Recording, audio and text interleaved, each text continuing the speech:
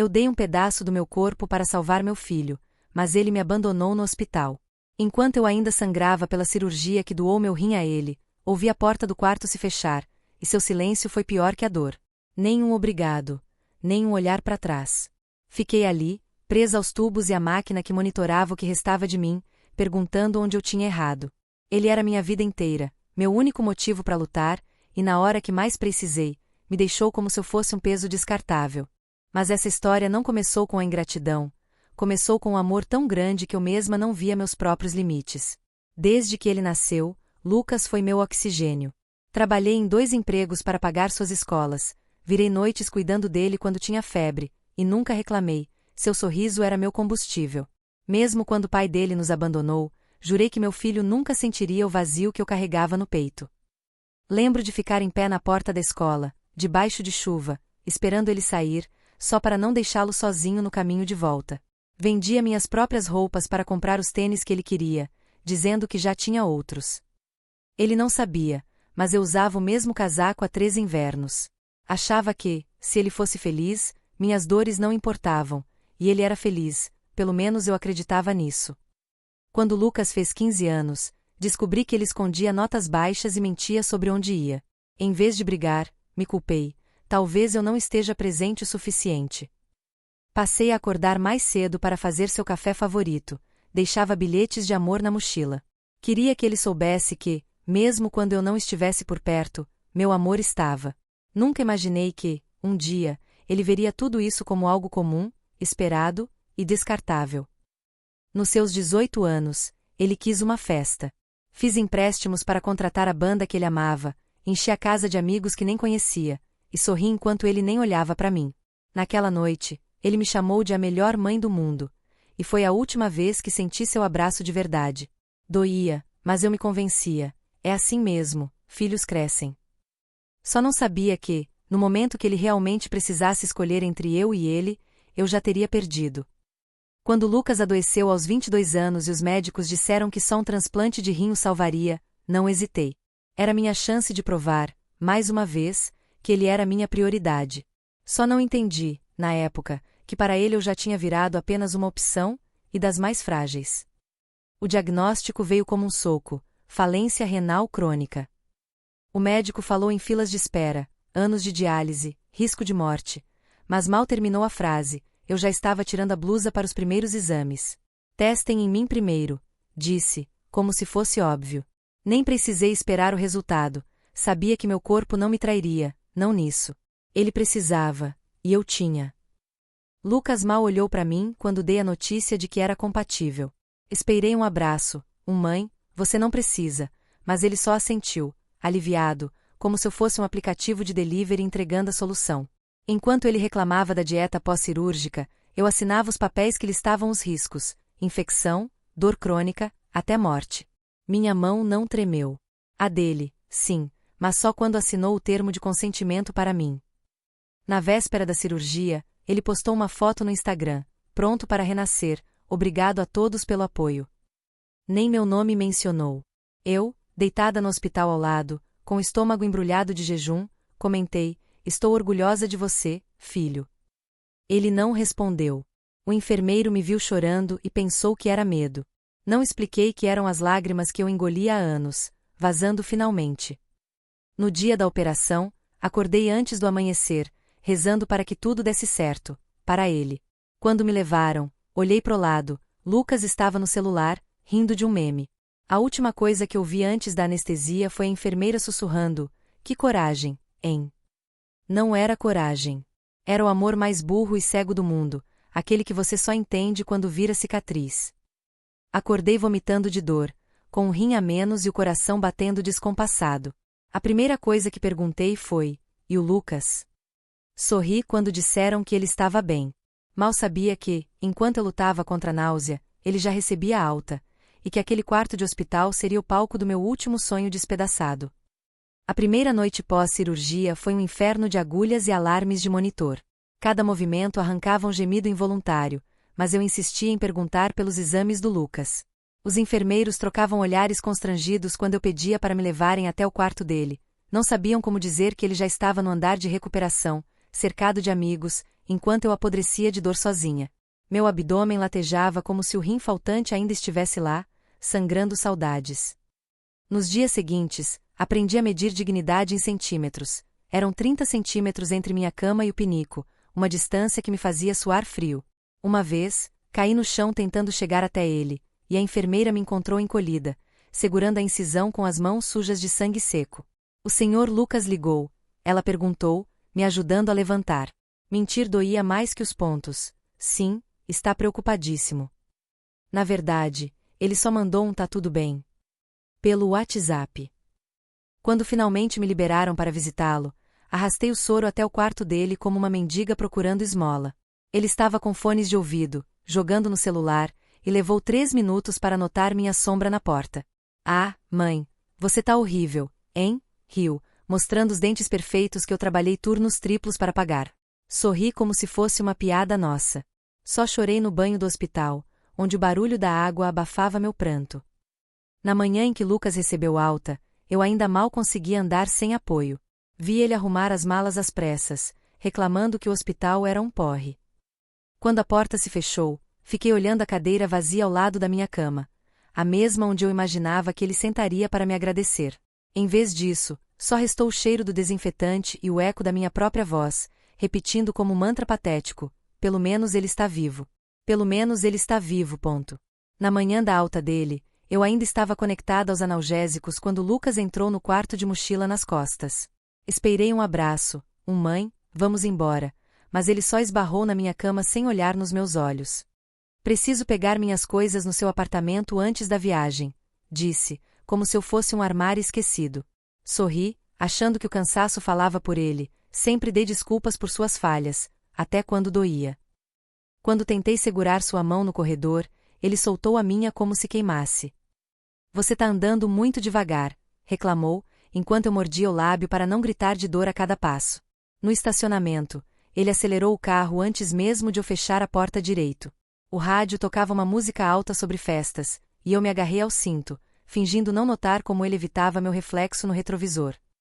Em casa, encontrei meu sofá cheio de roupas sujas e a cozinha invadida por amigos que eu nem conhecia. Lucas jogou minhas chaves na mesa com valeu, mãe genérico, como se eu tivesse só feito um favor bobo. Enquanto ele ria no quarto com os amigos, eu me arrastei até o banheiro para trocar o curativo sozinha. O sangue tinha vazado pela pressão da viagem, mas eu não o chamei. Tinha medo de ouvir outro suspiro de irritação. Naquela noite, deitada no escuro, ouvi ele sair sem se despedir. A porta bateu e eu finalmente entendi. Não era cansaço, não era medo. Era o simples fato de que, para ele, eu já tinha cumprido minha função. O rim estava no lugar, a vida dele seguia, e eu era só a cicatriz que ninguém quer mostrar. Naquela noite, lavei o rosto no banheiro e observei no espelho a mulher que havia sobrado, olhos inchados, cabelos opacos, uma cicatriz que nunca sumiria. Peguei a escova e passei devagar, como se pudesse apagar também as marcas invisíveis. Não liguei para Lucas, não mandei mensagens cobrando explicações.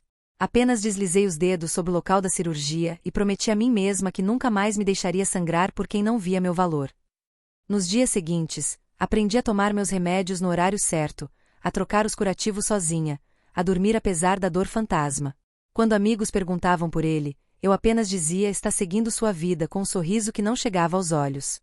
Guardei todas as fotos dele em uma caixa no fundo do armário, mas não as destruí. Minha revolução seria silenciosa, sem dramáticos cortes definitivos, apenas uma distância que doía menos que a proximidade.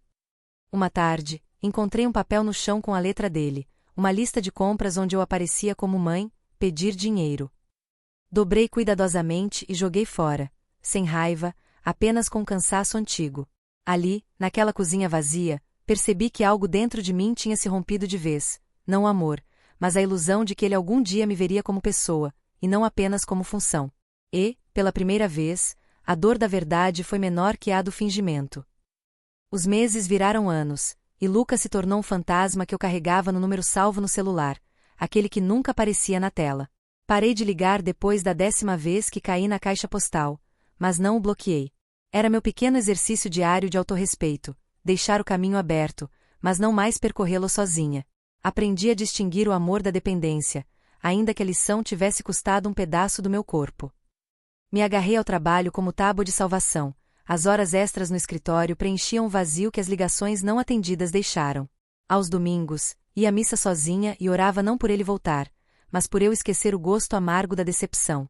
Comprei plantas, enchi a casa de luz, e quando a solidão apertava, escrevia cartas que nunca enviaria.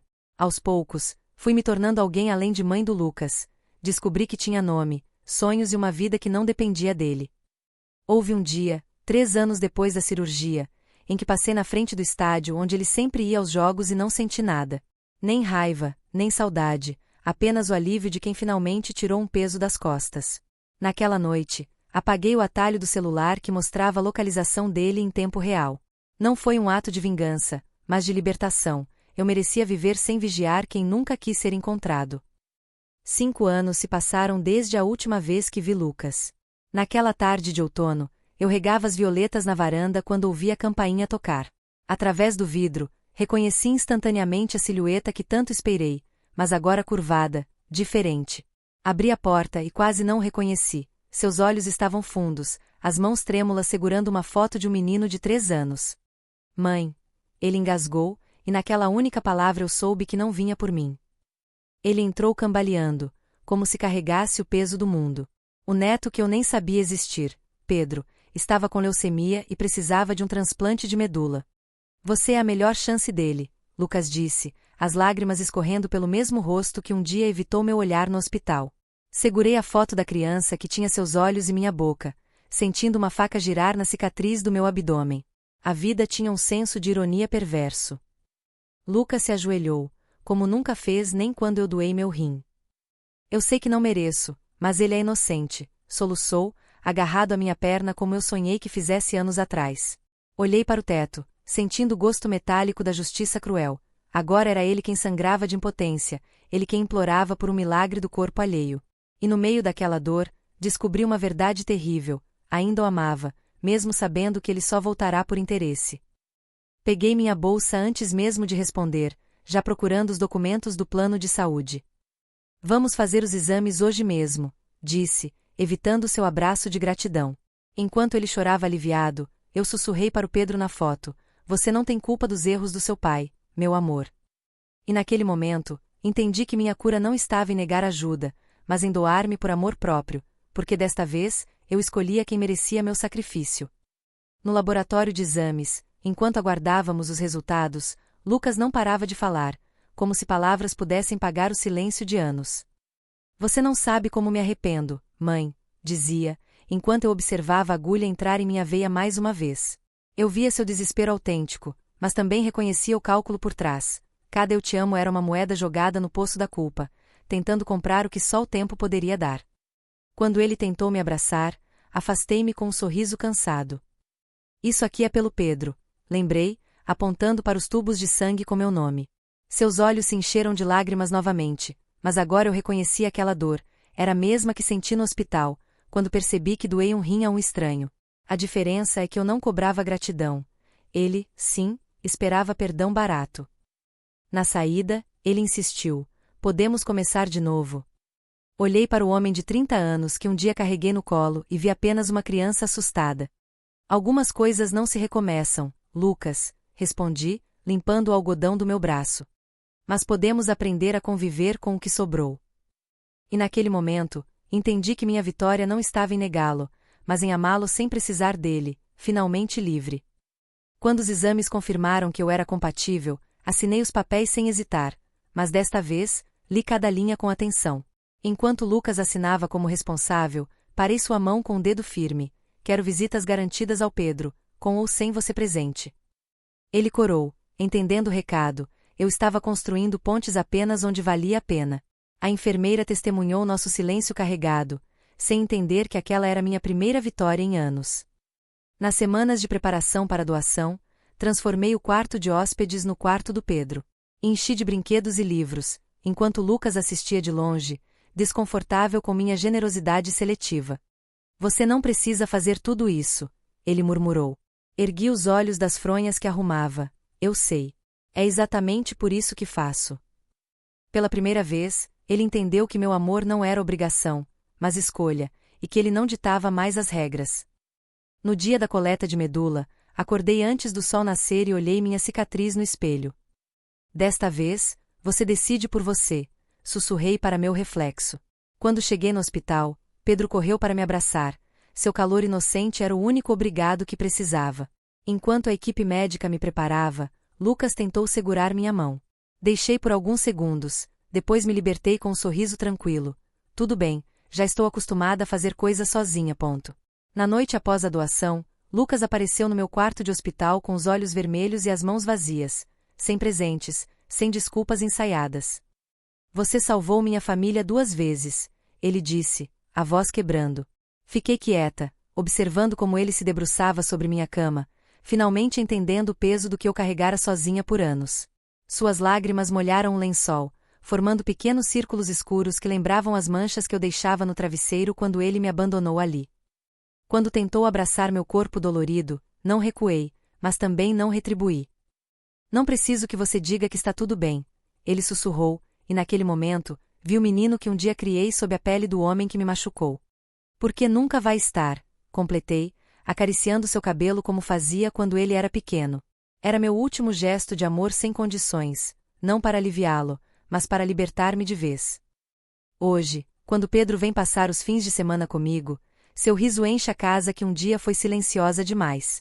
Ele me chama de vó Rim, sem saber o peso da brincadeira, e eu rio com ele. Minha cicatriz virou motivo de piada, não de dor.